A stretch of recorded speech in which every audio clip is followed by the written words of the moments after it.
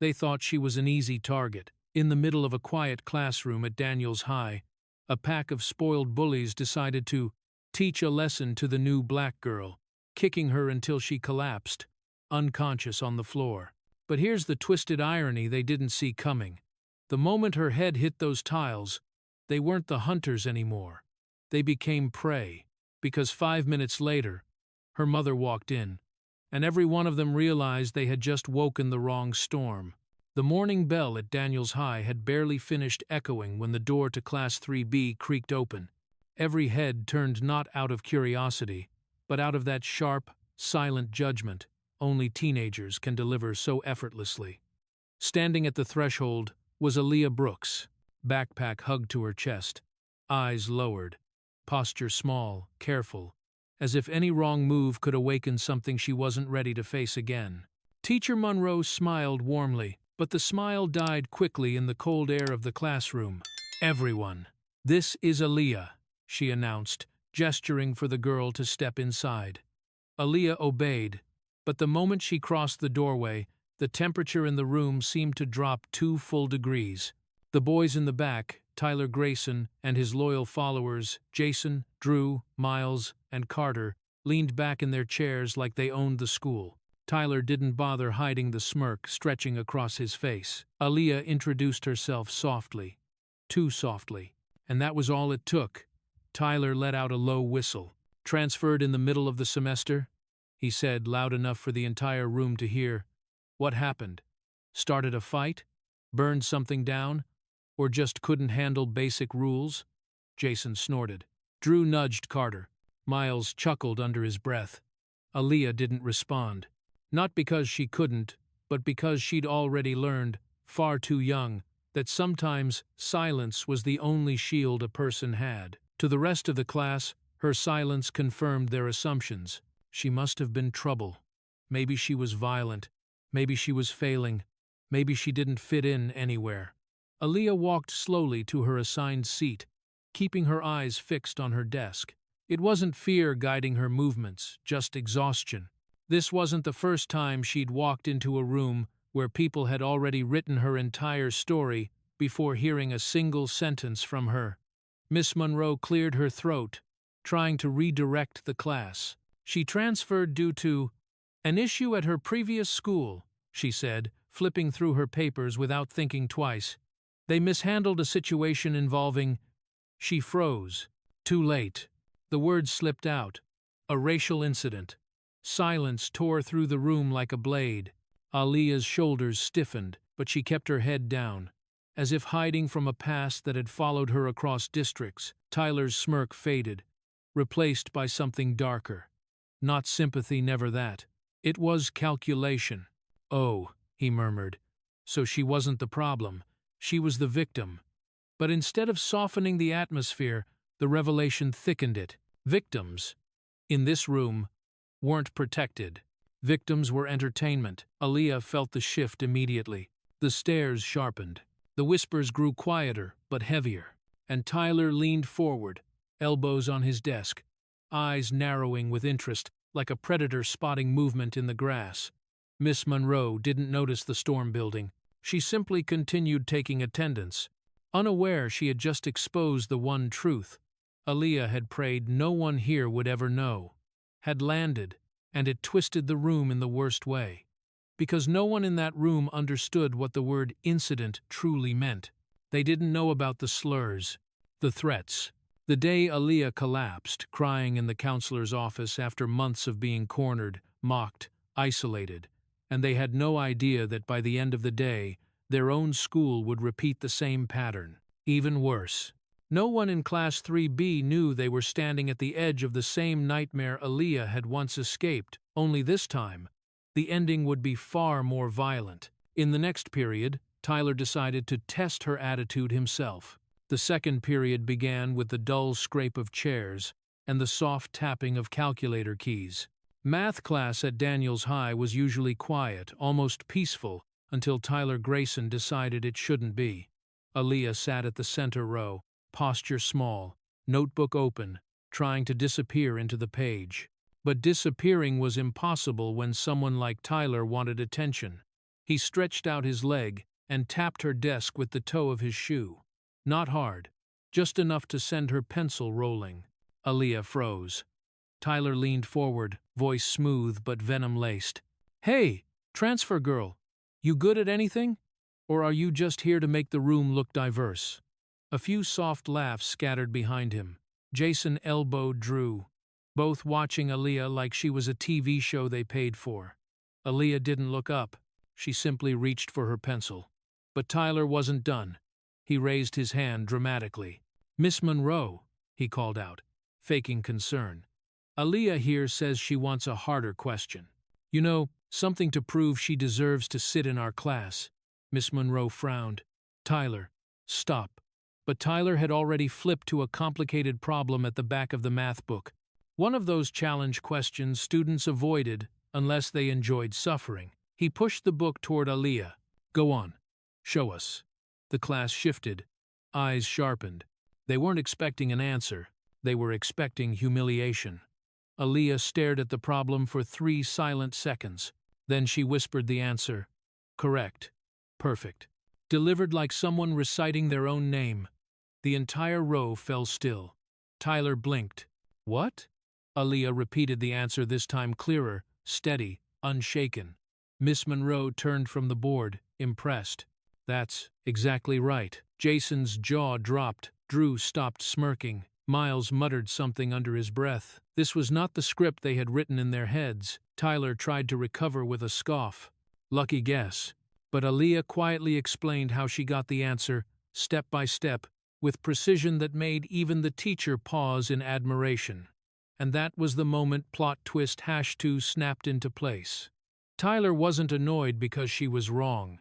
He was furious because she was right, because she was better, smarter, sharper. And in his twisted world, intelligence was a threat, especially coming from a girl he had already decided was beneath him. Jason muttered, "Bro, she's actually smart." Drew added, "Smarter than you." That sentence lit something ugly in Tyler's eyes. Aaliyah finally looked at him. Just one glance, hesitant but firm, and Tyler saw it. Not arrogance, not defiance, but competence. Something he couldn't tolerate. He leaned back slowly, lips curling. "Oh, so that's how it is," he whispered. "Thinks she's better than us?"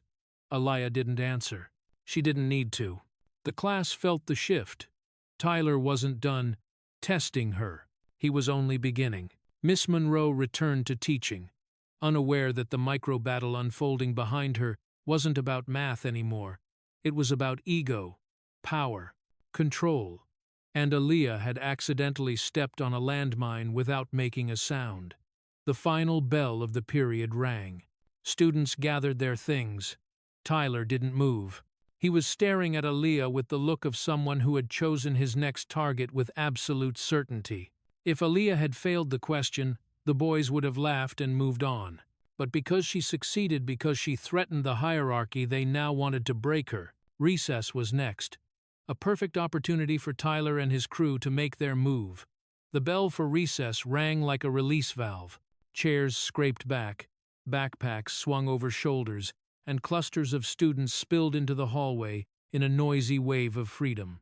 Within seconds, Class 3B transformed from a buzzing hive into a hollow shell, empty, quiet, almost abandoned.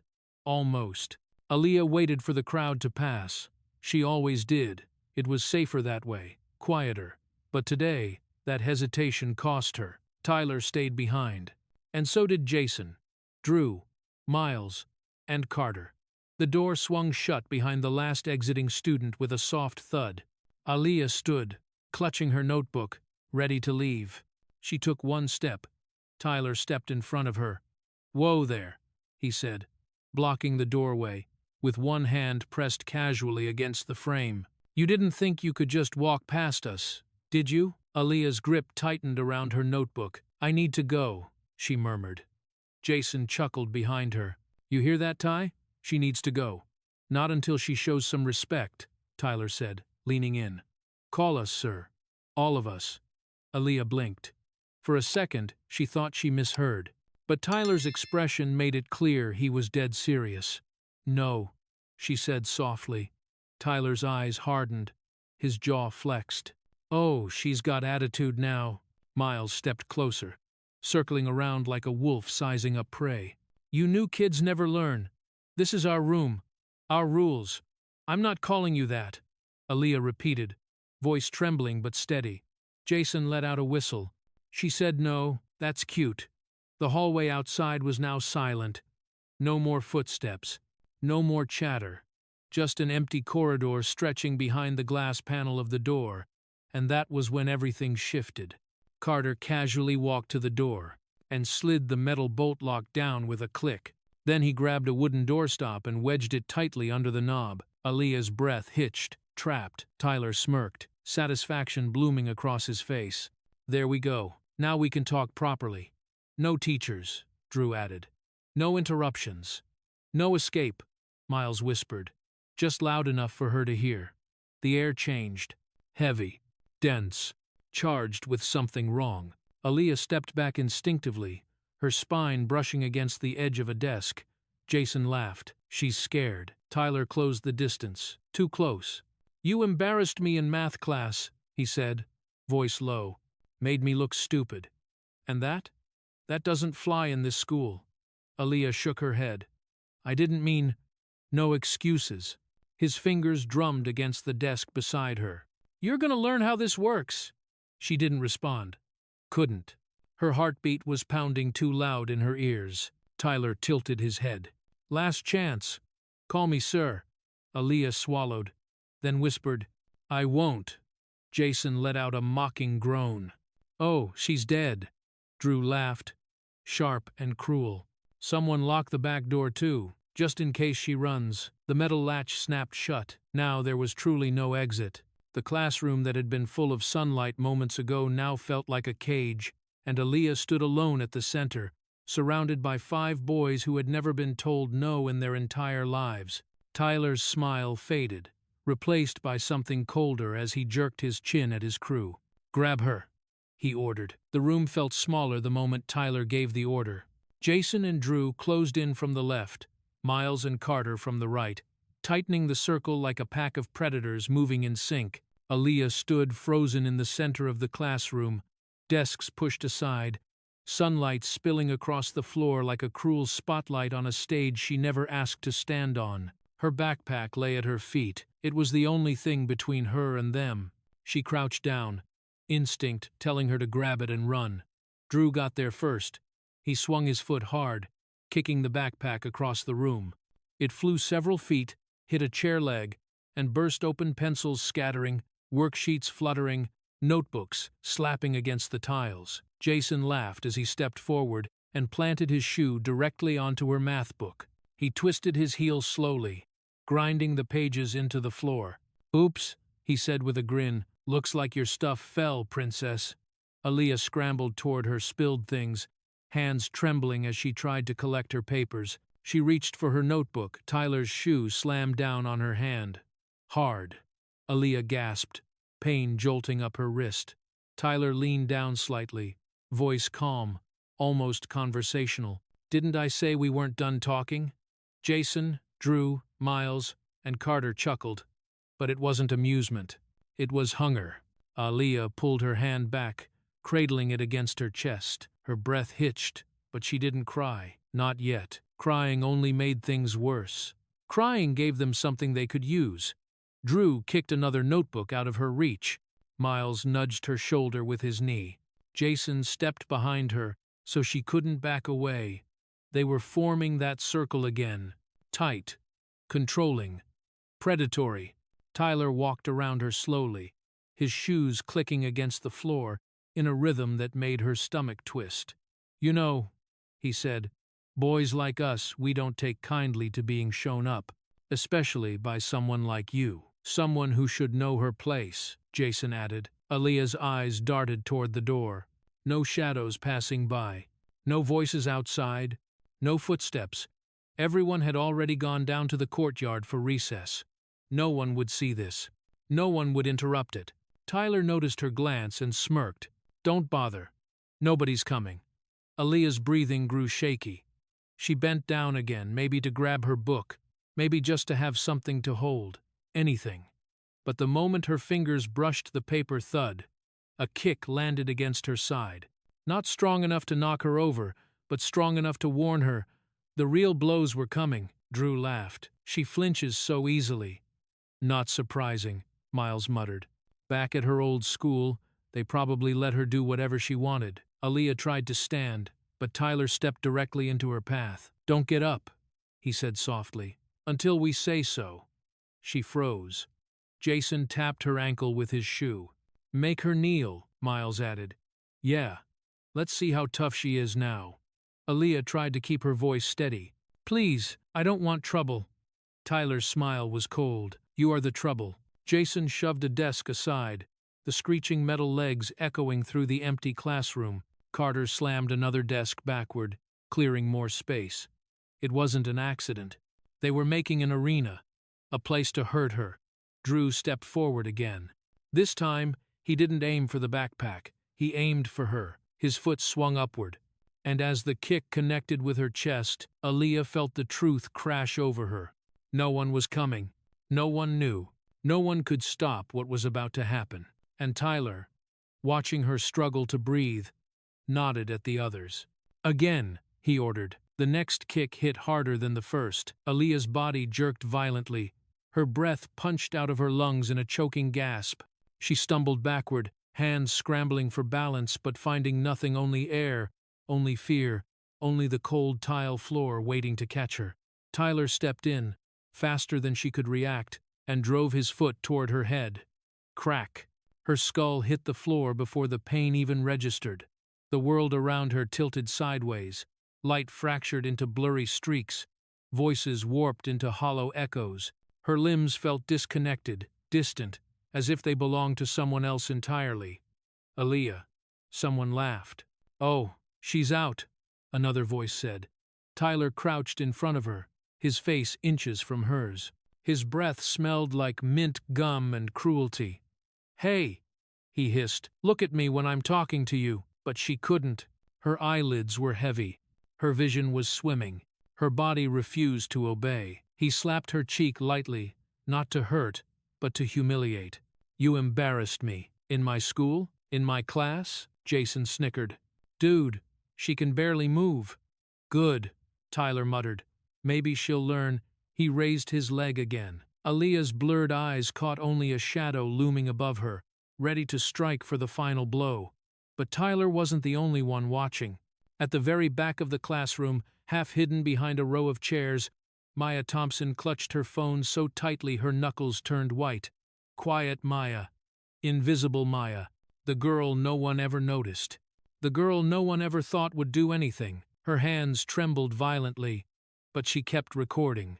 Her breath hitched every time a kick landed. Tears slid down her cheeks, but she didn't blink, afraid to miss any second that might matter. She knew she couldn't stop them. She knew yelling would only make things worse. But she could do one thing. She could make sure the truth survived. Another kick connected, this one grazing Aaliyah's temple. Her head snapped sideways. Aaliyah's vision exploded into white sparks before fading into a dark, suffocating haze. Maya flinched, nearly dropping the phone. Tyler sneered down at the barely conscious girl. One more should do it. He pulled his leg back. And that was the moment Maya made her decision. With shaking fingers, she slid her thumb across the screen, opening her messages. She found the contact labeled Miss Brooks, Aaliyah's mom. Her heartbeat thundered in her ears as she pressed send. The video, 47 seconds of brutality, launched into cyberspace and reached Naomi Brooks in less than 2 seconds. Tyler didn't know it yet, but the game had just changed. He brought his foot forward, aiming for Aaliyah's chest this time, ready to end the spectacle. But Aaliyah, half conscious, half drifting, felt something primal surge in her bones. Not strength, not willpower, but dread. A knowledge deeper than fear. One more kick could kill her. Her eyes fluttered open for half a second. The room spun like a carousel. Her own breath rattled in her throat. She couldn't lift an arm, could barely turn her head. But she could see Tyler's foot rising, and she knew. This was the moment everything crossed the line. One more kick wasn't just bullying. It wasn't just cruelty. It was the edge of something irreversible. And as her vision dimmed, Aaliyah realized she could no longer open her eyes. Aaliyah didn't hear Tyler's roar. She didn't hear Jason shouting or Drew snickering. At this point, all sound came to her as a muffled blur, like she was underwater, sinking deeper and deeper and deeper. But the rest of the room heard everything. The classroom walls shook with the echoes of laughter, taunts, and the violent stomp of sneakers against tile. The vibrations carried down the hallway, faint but sharp enough that two students, Liam and Harper, paused outside, glancing at each other uncertainly. "Did you hear that?" Harper whispered. Another shout. Another thud. "It sounds like no. It can't be." Inside, Tyler towered over Aaliyah like a storm ready to strike again. Sweat glistened on his forehead, adrenaline pounding through his veins with a twisted sense of triumph. "She's done," Jason muttered behind him. "Finish it," Drew urged. Tyler inhaled deeply, chest rising. He took 3 steps back, enough distance to gather momentum. Then he launched forward. His foot collided with Aaliyah's shoulder and the side of her head with full force. Crack! A sound so sharp and sickening that Harper outside the door slapped a hand over her mouth. Liam stumbled backward, eyes wide, panic flooding his face. "Oh my God!" Harper whispered. "Someone's getting hurt." Inside the classroom, Aaliyah's body jerked once, then went limp completely, terrifyingly still. Her head hit the floor with a soft, final thud. Silence, not the peaceful kind, the horrifying kind. The kind that told every soul in the room that something irreversible had just happened. Even Jason stopped laughing. Drew swallowed hard. Miles stepped away, horrified despite himself. Carter muttered, "Dude, did you go too far?" But Tyler didn't answer. He stared down at Aaliyah, chest heaving, but his face had lost all confidence. The triumph was gone, replaced by something he wasn't used to feeling: fear. Real, cold fear. Because even Tyler Grayson, king of this classroom, knew this wasn't just bullying anymore. This was dangerous. This was criminal. Aaliyah's arm twitched barely. A reflex, nothing more. Her eyes stayed closed. Her breathing was shallow, uneven, like her body was struggling to remember how to keep going. Harper and Liam pushed the door slightly open, peeking inside. They froze. Horror etched into their faces. "Oh my God!" Harper choked out. "Go get someone," Liam whispered, voice trembling. No, if they see us." Harper stepped back, fear overtaking instinct. Because everyone knew who Tyler was, what his father did for the school, what happened to kids who crossed him. And so the witnesses did what fear-trained students had been conditioned to do for years. They ran, not for help, but away. Leaving Aaliyah alone with the boys who had hurt her, Tyler backed away from her body, hands shaking. "We need to get out of here," he whispered. But it was already too late. Far away, several miles across the city, Naomi Brooks's phone buzzed on her desk at the federal office. She glanced at the notification casually at first. Then she pressed the video. Her entire face changed.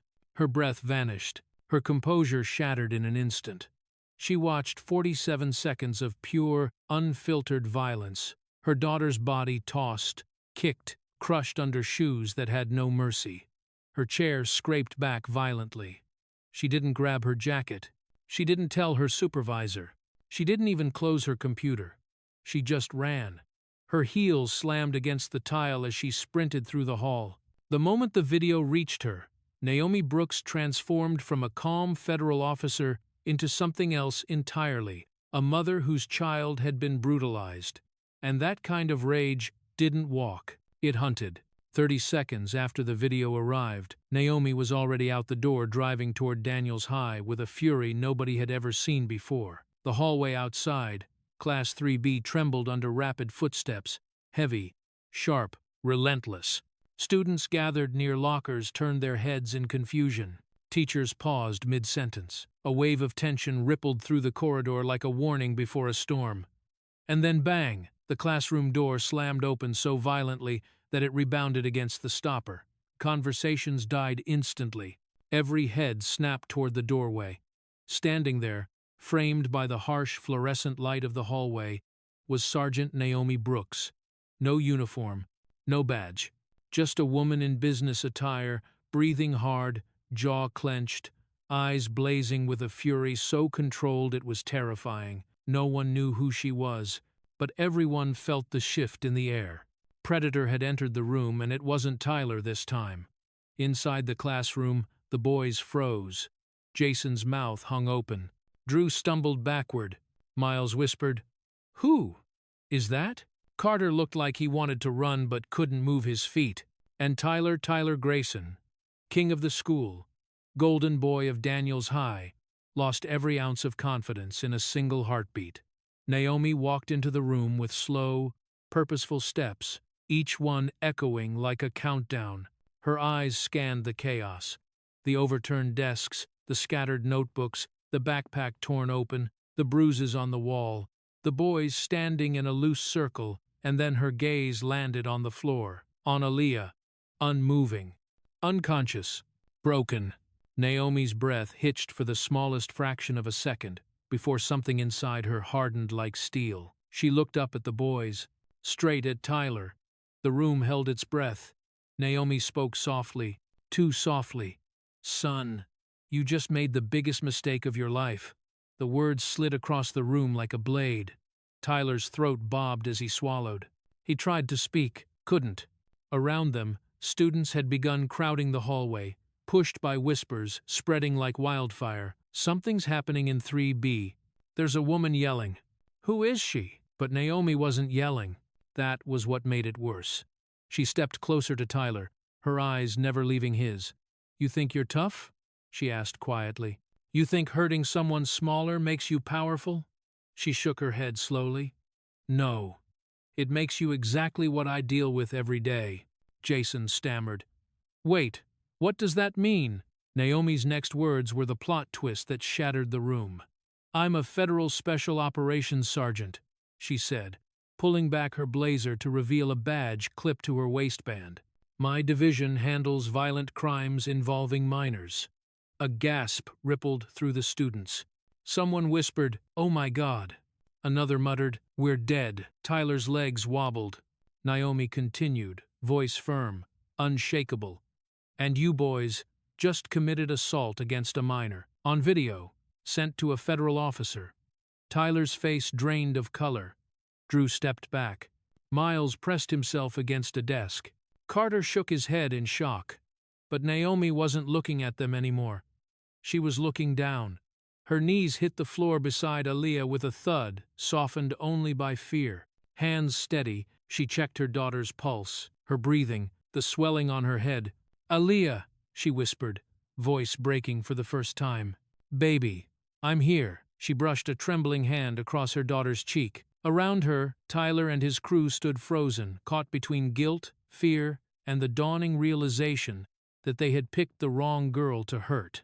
Naomi slowly turned her head toward Tyler again, eyes burning with a mother's wrath and an officer's authority. "This isn't over," she said. "Not even close. Is stopped to go," and with one steady breath, she prepared to call for backup, while her hand never left Aaliyah's unconscious body. The classroom had never been this quiet, not during exams, not during fire drills, not even when the principal walked in unannounced. This silence was different. It was sharp, heavy, the kind that made every student standing outside the door hold their breath as they pressed closer to the window for a better look. Sergeant Naomi Brooks stood in the middle of the chaos, overturned desks, scattered papers, and her unconscious daughter lying at her knees, yet she looked like the only person fully in control. The boys stood frozen in front of her, pale and trembling, and then Naomi reached into her pocket. She pulled out her phone. Tyler swallowed hard. "What are you doing?" Naomi didn't answer. She tapped the screen. The room filled with a familiar, horrible sound. Aaliyah screaming, shoes connecting with flesh, laughter, impact. Maya's shaky footage played on full volume, the audio echoing through the room like a haunting replay of every crime committed seconds earlier. The boys flinched, as their own faces appeared on screen twisted with cruelty, mouths stretched in ugly grins, kicks thrown without hesitation. Jason covered his mouth. Drew cursed under his breath. Miles squeezed his eyes shut. Carter took a step back like he might faint. And Tyler looked like the floor had opened beneath him. Naomi held the phone out, inches from his face. "Recognize yourself?" Tyler couldn't respond. He couldn't even blink. Students at the door covered their mouths in shock. Some recorded. Some cried. Others ran to tell teachers what was happening. The video ended. Silence stabbed the room again. Right then, Miss Monroe burst into the classroom, breathless and frantic. "Oh my God, Naomi, what's happening?" I heard shouting. Naomi stood slowly, turning toward the teacher with a stare sharp enough to cut stone. "What's happening," Naomi said coldly, "is what you've allowed to happen." Miss Monroe blinked. I don't understand." Naomi gestured at the boys with a sweep of her arm. "How long have you let this group terrorize students in your classroom?" The teacher froze. Her lips parted. No sound came out. The accusation hung in the air like smoke. Monroe tried again, voice trembling. "Naomi, they're just boys. They don't finish that sentence," Naomi snapped. The room jumped. Tyler's knees buckled slightly. Jason clutched the edge of a desk. Students outside gasped, whispering furiously. Naomi stepped closer to Monroe. Her voice dropped to a low, lethal whisper. "You let them think they're untouchable. You let them think no one would protect the victims. You let them believe hurting my child was normal." Monroe looked down, shame creeping across her features. Naomi didn't soften. She turned back to the boys. "Tyler Grayson," she said. The way she said his name felt like an indictment. "What gives you the right to lay a hand on anyone?" Tyler's lips trembled. I didn't mean for it to go that far." "Shut your mouth," Naomi said. He obeyed instantly. She pointed to Jason. "You kicked her backpack." Jason swallowed, nodding. To Drew. "You threw the first kick." Drew looked sick. To Miles, "You laughed as she begged you to stop." Miles burst into tears. To Carter, "You locked the door. You trapped her." Carter's shoulders shook uncontrollably. Naomi stepped back, letting the weight of their own actions crush them. Nobody dared speak, not Monroe, not the boys, not the terrified students watching from the door, because Naomi Brooks wasn't just a mother anymore. She was judge, jury, and a warning of the reckoning about to descend. She lifted her phone again, this time not to play the video, but to make a call. A call to a special operations unit that would arrive faster than anyone could imagine. Sirens weren't necessary. When a federal rapid response unit moved, it didn't need noise to dominate a place. It carried its own storm. The first sign was the heavy slam of armored boots on pavement. Students at the front gate turned their heads and froze as a group of federal officers, fully equipped and moving in tight formation, swept onto the school grounds with absolute purpose. Gasps echoed across the courtyard. Someone whispered, "What is happening?" Another cried out, "Is this a raid?" No, it was justice arriving ahead of schedule. Inside the school, the sound of synchronized footsteps pounded down the hallway like a countdown. Lockers rattled. Classroom doors trembled. Teachers stepped aside instinctively, unsure who the unit was here for, but knowing better than to interfere. The team stopped outside Class 3B. The lead officer swung the door open. "Federal Response Unit," he barked. "Everyone stay exactly where you are." The room froze mid-breath. Students pressed back against the walls. The boys stood rigid, their faces now ghost-pale. Miss Monroe backed away, hands raised in shock. Naomi remained kneeling beside Aaliyah, one hand over her daughter's pulse, her other hand holding the phone, as calm as a surgeon. The officer nodded respectfully to her. "Sergeant Brooks, we're here." Naomi rose slowly, eyes never leaving Tyler and his crew. "Secure the suspects," she ordered. The boys jolted at the word suspects. Jason stammered, "Suspects? We're just kids. You're criminals," Naomi corrected without hesitation. The officers approached, but before they cuffed anyone, the principal shoved through the doorway, red-faced and sweating. "Wait!" "Wait!" Principal Hanley shouted. "This is unnecessary. These boys have bright futures. They're athletes, honor students." Naomi turned toward him with an expression colder than ice. "Principal Hanley," she said, "do you want to tell my team why there are 3 previous assault reports involving these boys in your file system?" The room inhaled sharply. Hanley's face drained of color. Those incidents were misunderstandings." "Misunderstandings?" Naomi's voice sharpened. "You buried 3 separate reports of racial harassment, 2 of physical intimidation, and 1 where Tyler Grayson shoved a student down the stairs." Whispers broke out instantly behind the door. Students stared wide-eyed at their principal, betrayal burning through the crowd. Hanley sputtered, "It was for the good of the school. The team, our basketball rankings, Tyler is our star." There it was. The truth. Naomi stepped closer until her eyes bored into him. "You protected your reputation," she said. "Not your students." Hanley's mouth opened, but no words came out. Not anymore. His excuses had finally run out, and the entire school had heard every one of them. Tyler looked from Naomi to the principal, panic rising like a tide. You knew?" he whispered, horrified. "You said it was handled." Hanley didn't answer. Naomi did. "Handled?" she repeated. "No, it was covered up, and now every bit of it is coming to the surface," Jason choked out. "Please, we didn't mean—" The lead officer cut him off. "Hands behind your backs," Drew whimpered. Miles started crying. Carter looked ready to collapse. Tyler tried one last time, voice cracking. "My dad, he'll fix this. He'll protect me." Naomi's expression didn't waver. "No," she said. "No one can shield you now. Not your father. Not the principal. Not this school." Her voice was final. Irreversible. A sentence delivered. For the first time, Tyler Grayson understood what it meant to fall, and that there was absolutely no one left to catch him. The officer stepped forward, and the unmistakable sound of metal cuffs snapping shut echoed through the classroom like the beginning of justice. The hallway outside Class 3B erupted in a storm of noise the moment the first pair of handcuffs clicked shut. Students gasped. Phones shot into the air. Live streams went live instantly. The news traveled faster than the officers could move. "They're arresting Tyler." "No way, Jason, too." "Oh my God. Someone record this." Federal agents led the boys out one by one, their wrists bound in gleaming steel, faces streaked with panic and humiliation. Jason was dragged out first, head hanging low, trying to hide behind his shoulder, even though hundreds of students already had cameras pointed at his face.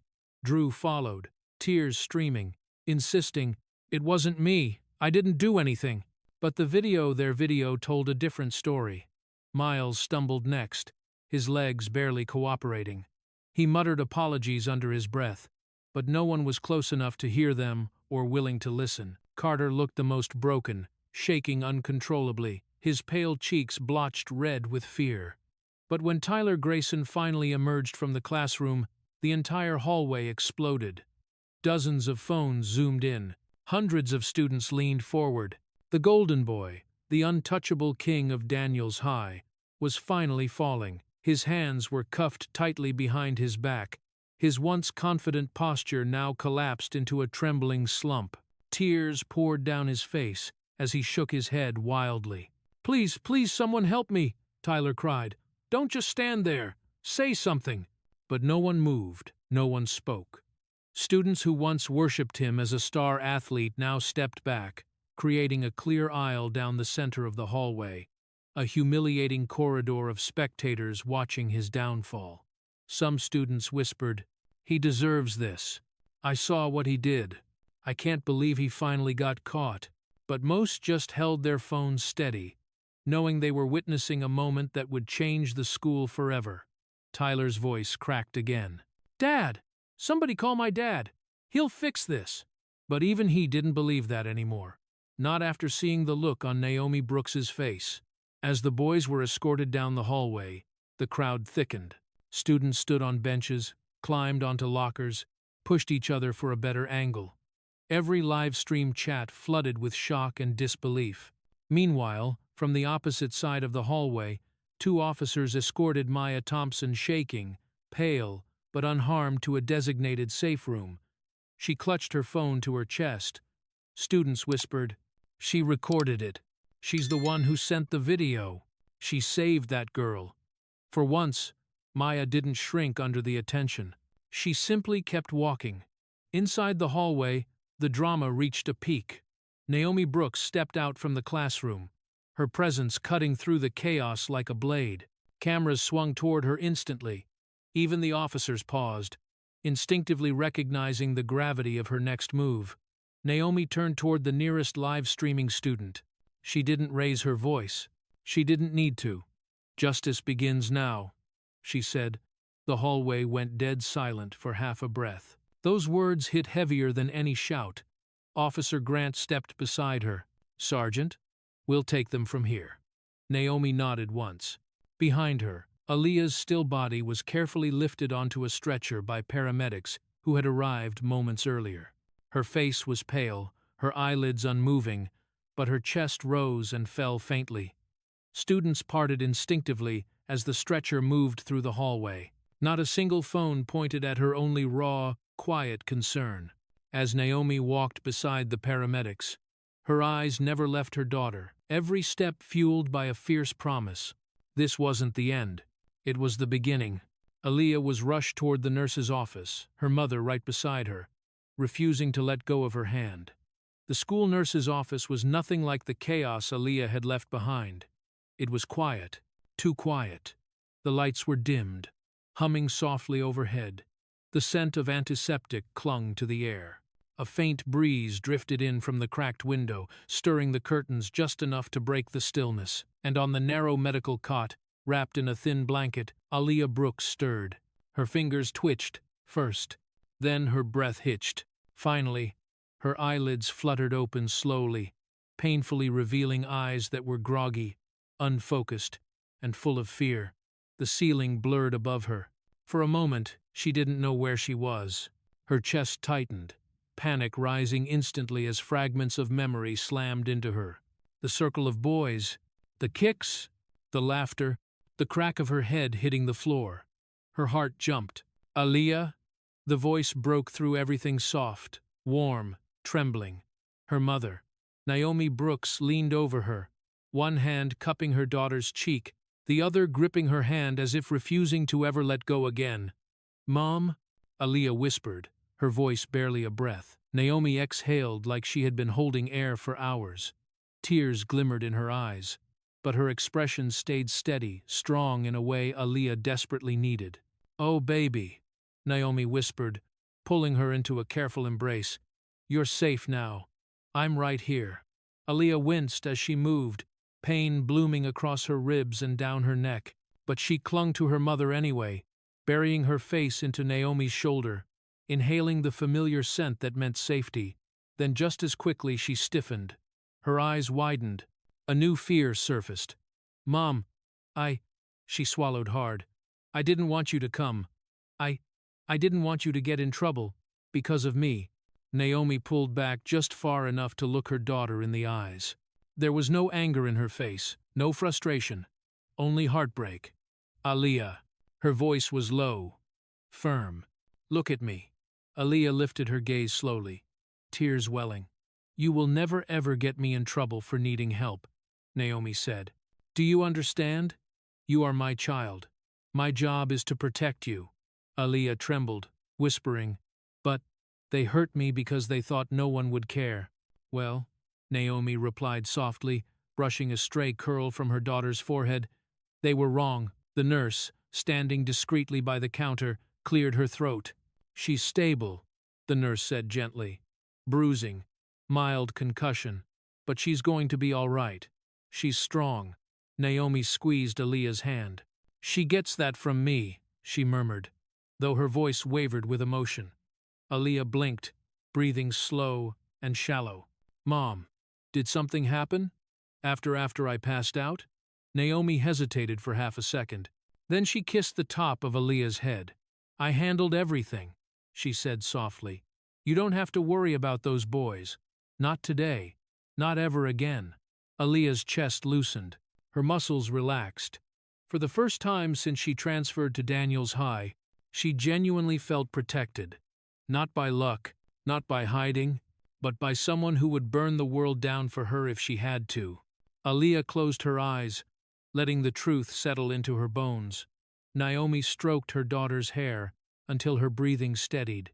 And in that quiet room, as Aaliyah finally let herself believe she was safe, Naomi's phone buzzed with a message that would ignite the next battle because the school was calling an emergency meeting. Naomi's expression hardened. She stood, ready to fight the next war. The emergency meeting was about to begin. The conference room at Daniels High had never hosted a meeting like this. The blinds were drawn. The atmosphere was suffocating. A long rectangular table sat in the center, crowded with trembling administrators, furious parents, and the unyielding presence of federal officers standing guard along the walls. Sergeant Naomi Brooks stood at the head of the table not as a guest, not as a parent, but as the person every single one of them now answered to. Principal Hanley cleared his throat weakly. I appreciate everyone coming on such short notice. We're here to discuss. Naomi cut him off before he could finish. You're here, she said coolly, because 5 students nearly beat my daughter unconscious on school property, and because this institution has repeatedly failed to protect its students. Murmurs rippled across the table. The parents of the accused boys shifted uncomfortably. Mr. Grayson Tyler's father slammed his palm on the table. My son is not a criminal, he snapped. He's an athlete, a leader. This school depends on him. Naomi didn't flinch. He's also on video committing felony assault, she replied. Leadership doesn't erase crime. Mrs. Drew, voice trembling with anger, added, These are children. You can't treat them like adults. Naomi stepped forward, eyes like steel. When children inflict life-threatening violence on another child, she said, they cross into territory the law does not take lightly. She tapped her phone. Their own actions determine how they're treated, not their age. The federal agent beside her projected the video onto the wall. The room went silent. The footage played in gut-wrenching detail. The kicks, the slurs, the laughter, Aaliyah collapsing. Some parents gasped. Others looked away. One mother broke into tears. But Naomi's gaze never left them. This, she said, pointing at the frozen final frame, isn't kids being kids. This is a violent crime. This is intent to harm. This is a pattern of behavior your school has enabled. Principal Hanley attempted once more. We tried. You covered it up, Naomi snapped. 3 prior incidents, all buried, all ignored. The federal officer stepped forward, holding printed records. These reports were altered, he said. Language softened, details omitted. Gasps erupted around the room. Hanley's face collapsed. Mr. Grayson pointed a shaking finger at him. So you're the reason this escalated? But Naomi wasn't done. To the parents, she said evenly, you raised boys who believed they could hurt someone without consequences. That ends today. Mrs. Carter stood abruptly. This is outrageous. They didn't mean to. They meant every single kick. Naomi's voice carved through the room. And your sons admitted it on camera. Silence swallowed the space. No more protests. No more excuses. Only the heavy truth sinking in like a stone. For the first time in Daniels High history, the truth was too loud, too visible, and too violent to bury. The school had run out of shadows to hide behind. A federal officer stepped forward, holding a sealed document. The disciplinary and criminal actions against the boys will now be announced. By the next morning, Daniels High felt like a different world. Students gathered in clusters across the courtyard and hallways, whispers spreading like sparks. Teachers stood stiffly near classroom doors, unsure how to control the rising tension. Even the janitor paused his sweeping, leaning on his broom as he listened to the commotion. Everyone knew something was coming. No one knew how big it would be. Then the intercom crackled to life. Attention, students and staff. Principal Hanley's voice trembled through the speakers. Please assemble in the main auditorium. This is a mandatory meeting. The school surged toward the auditorium in waves. Seats filled instantly. Students lined the walls, sat in the aisles, crowded the balcony. Live streams began again. Phones rose into the air. On stage stood Principal Hanley, ashen, exhausted, and stripped of every ounce of authority he once commanded. Behind him were school administrators, several federal officers, and Naomi Brooks. You could hear a pin drop. Hanley cleared his throat. "We are here to address the events of yesterday. After reviewing the evidence provided by federal authorities, Daniels High has come to a decision." The air tightened. He held up a sheet of paper, hands visibly shaking. "Tyler Grayson, Jason Hale, Drew Mitchell, Carter Bishop, and Miles Norton are hereby suspended indefinitely, effective immediately." Gasps rippled across the auditorium. Several parents broke down in tears. Some students whispered, "Finally." Others stared in disbelief. Hanley continued, voice cracking. "In addition, they will be formally charged under the juvenile criminal justice system for their actions, including assault and intentional infliction of harm." The reaction was immediate cries, outrage, applause, and stunned silence clashing all at once. Mr. Grayson, Tyler's father, stood up, shouting, "You can't do this! He's just a kid!" A federal officer stepped forward. "The law disagrees," he said calmly. And the room fell quiet again. Hanley swallowed hard. "There is one more matter." He glanced toward Naomi, whose expression remained steady, unreadable. "Daniels High," he said, voice trembling, "owes an apology. A public one." Gasps erupted again. Hanley gestured to the microphone, and the weight of the moment pressed down on the entire room. "We failed Aaliyah Brooks," he said. "We failed to protect her. We failed to act. We failed to stop repeated incidents of violence and discrimination." Students stared at the floor, or at Naomi, too ashamed or too afraid to meet her gaze. Hanley's voice broke entirely. "We are responsible, and we are sorry." The apology echoed through the auditorium, heavy and overdue. Naomi stepped forward, not to speak, not to gloat, but to simply stand beside him as a reminder of what accountability looks like. Then a student in the front row whispered just loudly enough, "Aaliyah, she survived all of that?" Another whispered, "She's the reason everything is changing." And just like that, Aaliyah's name moved through the student body, not as a victim, but as a symbol, a turning point, proof of what silence had allowed for too long.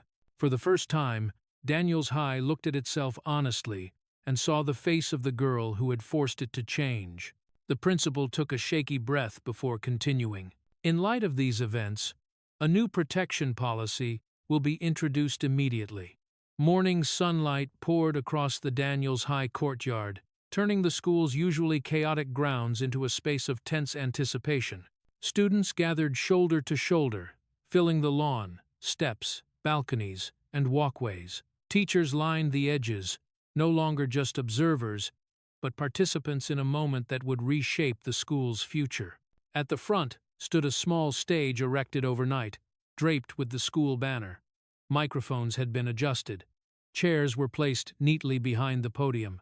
A new energy pulsed through the crowd, part grief, part guilt, part hope. And standing near the podium as an honored guest was Naomi Brooks.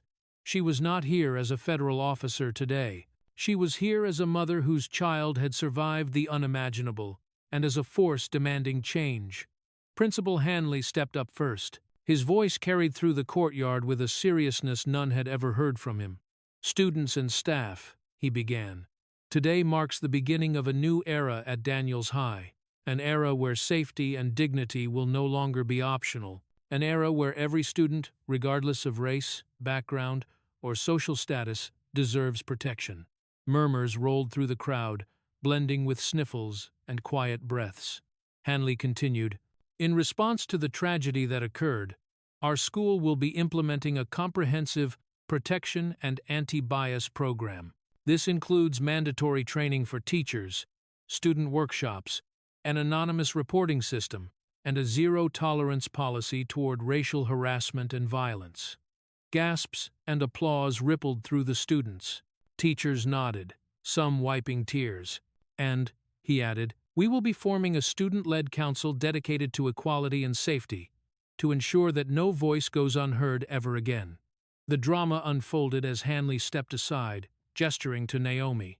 She moved toward the podium with slow, deliberate steps, the crowd falling into reverent silence. Her presence, controlled, powerful, unbroken, filled the entire courtyard. "My daughter," Naomi began, her voice steady, "went through something no child should ever experience. And she survived because she is strong. But strength alone should not be what keeps a child alive." Students lowered their heads, shame and empathy washing over them. "Schools," she continued, "must be places of learning, not battlegrounds. No student of color should fear walking into a classroom. No child should be cornered, mocked, or harmed for the way they look." A student on the left side burst into quiet tears. Another reached over to hold her hand. The raw emotion spread quickly, an unspoken acknowledgement that many had witnessed cruelty but said nothing. Naomi placed her hand on the podium. "But today is not only about what went wrong, it's about choosing what comes next." She turned slightly, eyes landing on the back of the stage where Aaliyah stood small, shaking, but alive. "I want someone else to speak now," Naomi said softly. "Someone who deserves to be heard." All heads turned. Aaliyah stepped forward. She clutched the microphone with trembling fingers. Her knees wobbled. Her breath caught. But she raised her chin. For the first time since she'd entered Daniel's High, Aaliyah didn't feel invisible or hunted. She felt seen, and stronger than she ever believed she could be. She swallowed hard, steadying her voice. She had something to say.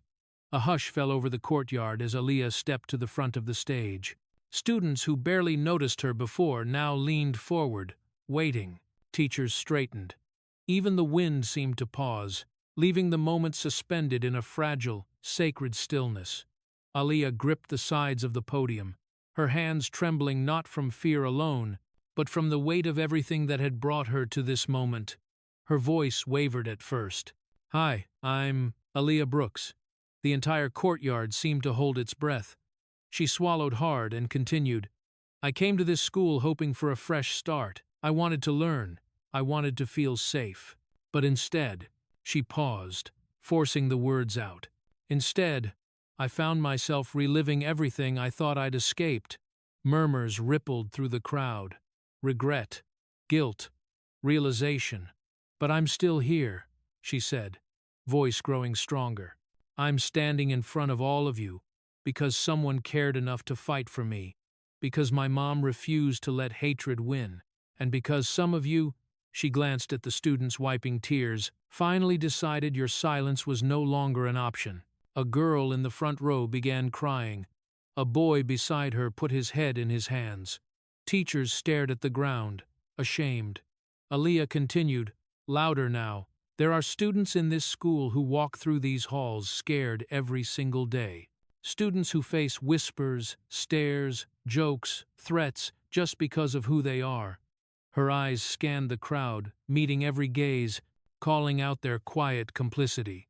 "This isn't just about what happened to me. It's about every kid who was hurt before me. Every kid who hid their pain, every kid who didn't get help in time." A silence settled over the courtyard, heavy, reflective. Aaliyah inhaled deeply. "From today forward," she said, "I want Daniel's High to be a place where no student of color feels alone, where teachers don't look away, where friends speak up, where people choose courage over comfort." A spark ignited behind her eyes. "I survived," she said simply. "But survival shouldn't be the standard. Safety should, respect should, and justice should." Naomi's eyes welled with tears. Students nodded through their own. Aaliyah took one final breath. "To anyone who ever felt unheard," she finished, voice steady, "I hope my story reminds you of this. Your voice matters. Your life matters. And no one has the right to take your peace." For a heartbeat, the world froze. And then, the courtyard erupted. Hundreds of students rose to their feet at once. Hands clapped. Voices shouted her name. Some cried openly. Teachers wiped their eyes. The roar of applause rolled across the campus like a breaking wave. carrying with it a release of guilt, hope, and rebirth. Aaliyah stepped back, overwhelmed, tears streaming down her cheeks, but this time they were tears of relief, of healing, of rising. Naomi crossed the stage and pulled her daughter into a fierce, trembling hug. The applause only grew louder. Naomi leaned down and whispered into Aaliyah's hair, "You won, baby. You truly won, Umbad." And as Aaliyah held on to her mother beneath the thunderous applause of the entire school, she finally felt what she had been denied for so long: safety, justice, and a future she no longer had to fear. And that's how a classroom built on silence finally met a mother who refused to stay quiet. Aaliyah didn't just survive, she exposed the truth, forced a broken system to answer for its failures, and reminded every single student watching that bravery can come from the smallest voice in the room. Justice didn't walk in politely, it kicked the door down. Now I want to hear from you. What would you have done if you were standing in that hallway, watching everything unfold? If this story hit you hard, don't forget to like, share, and subscribe, because more stories like this deserve to be heard.